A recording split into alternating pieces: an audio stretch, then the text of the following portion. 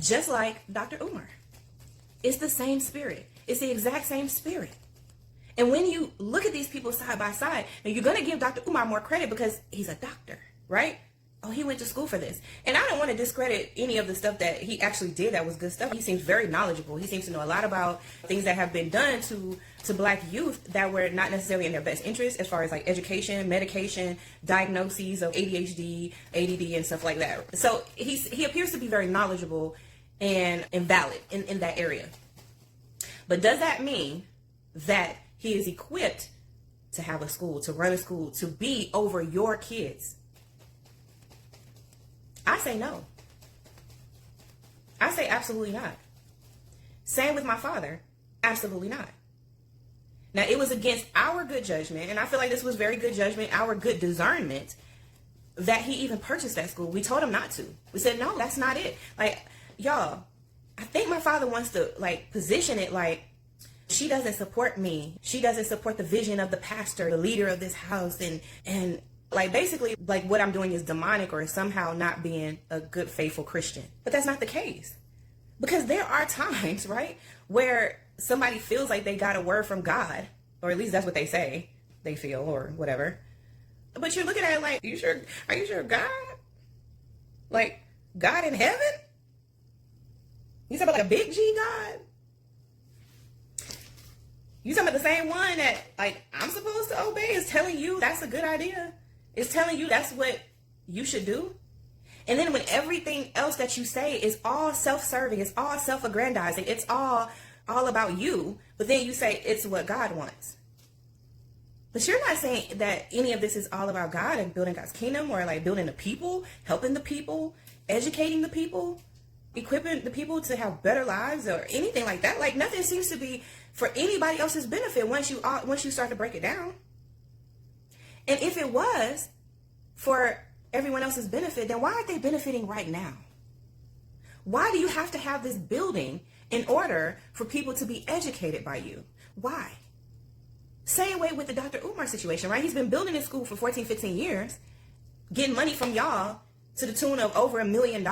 There is still really not much by way of it being ready or anything, right? But why haven't you already started teaching? Why haven't you taken these lessons and stuff online? Why don't you have any teachers already doing the work so that that's the seed for what you're doing? So that is the evidence that this building is even needed or warranted. Because even now, even like today, especially since after the whole COVID thing happened, we realized like a lot of the things that we were doing went almost completely social media. School was one of them. Church was another one. So these two industries that my father is in, or feeling like God called him to, just got shut down by a pandemic. And there is absolutely no way for you to recover. There's no way for you to sustain. There's no way for you to keep going in spite of. There's no way for you to pivot so that in light of what has happened in the world, you can continue going on, and these people, these souls can continue to be educated, continue to be fed. Nothing. We were the reason why he went to social media.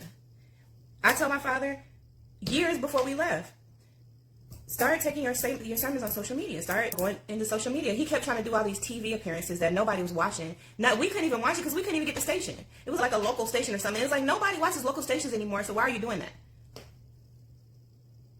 Nobody's buying like TV slots anymore. Why are you still doing that?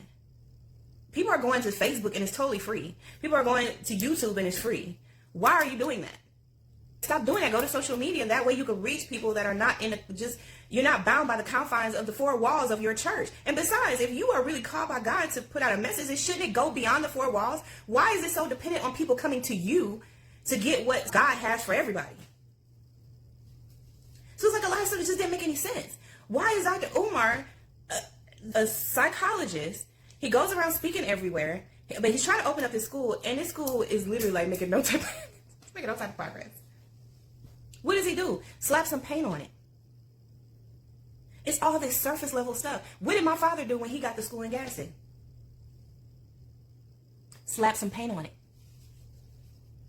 Still getting violations for not cutting the grass the way you should. What? You can't even maintain the grass. You can't maintain the grass, but you want to maintain this huge building? And then you're not only having to maintain the building, but you're having to maintain every part of it. And then making sure that you are in compliance with whatever educating or oversight committee there is in the education industry.